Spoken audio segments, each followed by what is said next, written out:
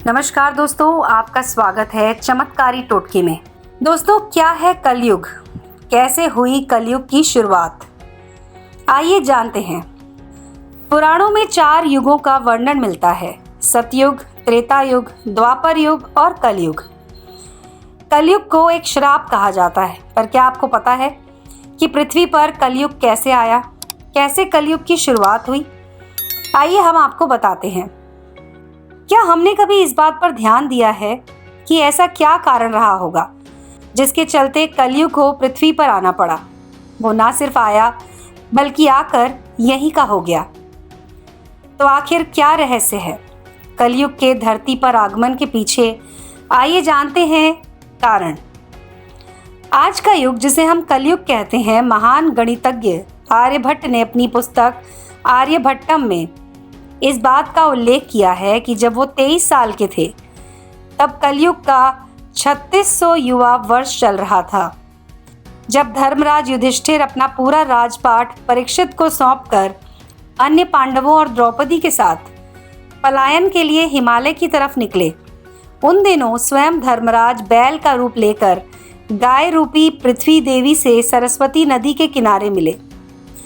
गाय रूपी पृथ्वी की आंखों में आंसू थे। तब पृथ्वी को दुखी देखकर धर्मराज ने उनसे उनकी परेशानियों का कारण पूछा। धर्मराज ने कहा कि देवी, तुम इसलिए तो नहीं रो रही हो कि मेरा बस एक पैर है, या तुम इस बात से दुखी हो कि अब तुम्हारे ऊपर बुरी ताकतों का शासन होगा? इस सवाल पर देवी पृथ्वी बोली, हे धर्म, तुम तो सब कुछ जानते हो, ऐसे में मेरा दुख का कारण पूछने का क्या लाभ? सत्य, पवित्रता, क्षमा, दया, संतोष, शास्त्र, विचार, ज्ञान, वैराग्य, ऐश्वर्य, निर्भीकता, कोमलता, धैर्य, ये सभी गुरु के स्वामी भगवान कृष्ण अपने धाम के जगह जाने की वजह से कलयुग ने मुझ पर कब्जा कर लिया है। पहले भगवान श्री कृष्ण के चरण मुझ पर पड़ते थे, जिसकी वजह से मैं खुद को सौभाग्यशाली मानती थी, लेकिन अब ऐसा नहीं है। अब मेरा सौभाग्य समाप्त हो गया है। धर्मराज और पृथ्वी आपस में बात कर ही रहे थे कि इतने में असुर रूपी कलयुग वहां आ पहुंचा। बैल रूपी धर्म और गाय रूपी पृथ्वी को मारने लगा। राजा परीक्षित वहां से गुजर रहे थे। जब उन्होंने अपनी आंखों से ये सब देखा तो कलयुग पर बहुत क्रोधित हुए।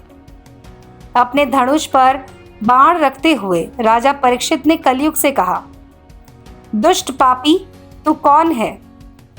इस निर्दोष गाय और बैल को क्यों मार रहा है? तू अपराधी है। तेरा अपराध क्षमा योग्य नहीं है। तेरा वध निश्चित है। राजा परीक्षित ने बैल के रूप में धर्म और गाय के रूप में पृथ्वी देवी को पहचान लिया।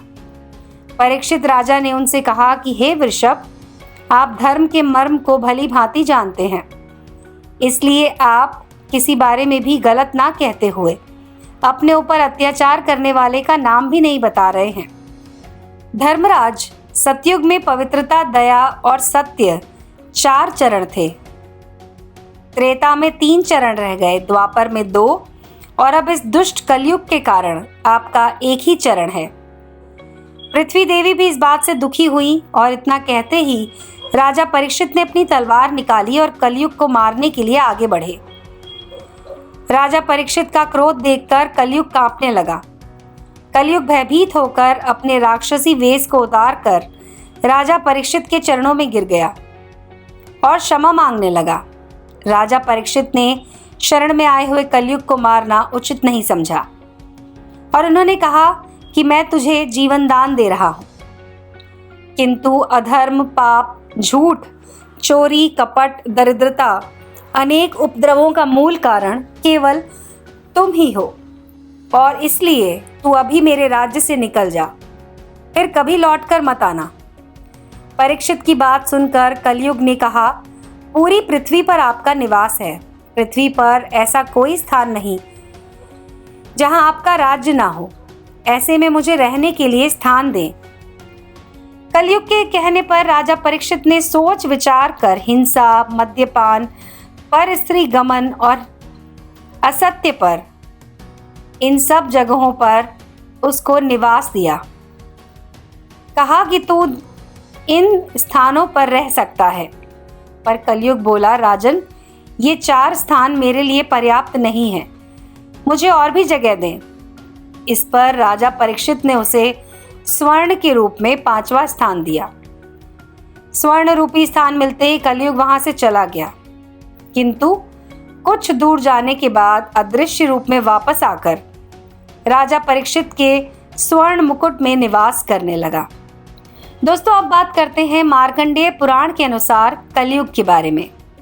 मार्कंडेय पुराण में कलयुग के दौरान शासक जनता पर मनमाने ढंग से शासन करेंगे, मनचाहे ढंग से उन पर कर थोपेंगे। शासक अपने राज्य में अध्यात्म की जगह अपना प्रसार करेंगे, स्वयं खुद एक खतरा बन जाएंगे और बड़ी संख्या में पलायन शुरू होगा। लोग सस्ते खाद्य पदार्थ और सुविधाओं की तलाश में अपने घरों को छोड़कर बाहर जाएंगे। धर्म को नजरअंदाज कर दिया जाएगा और लालच, सत्ता, पैसा सबके मस्तिष्क में प्रबल रूप से विद्यमान रहेगा। लोग पैसे के लिए बिना किसी पश्चाताप के अपराधी बनकर हत्या करेंगे। संभोग जिंदगी की सबसे बड़ी जरूरत बन जाएगा।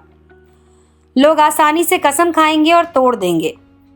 कसमों का कोई अर्थ नहीं रहेगा। लोग मदिरा और अन्य नशीले पदार्थों की चपेट में आ जाएंगे। गुरुओं का सम्मान करने की परंपरा खत्म हो जाएगी। ब्राह्मण ज्ञानी नहीं रहेंगे। क्षत्रियों का साहस खो जाएगा और वैश्य अपने व्यवसाय में ईमानदार नहीं रहेंगे। पुत्र पिता को मारेगा जब कलयुग अपने चरम पर होगा। तो दोस्तों, ये तो थी जानकारी कलयुग से जुड़ी हुई। ऐसे ही और वीडियोस के लिए जुड़े रहें चमत्कारी टोटके के साथ।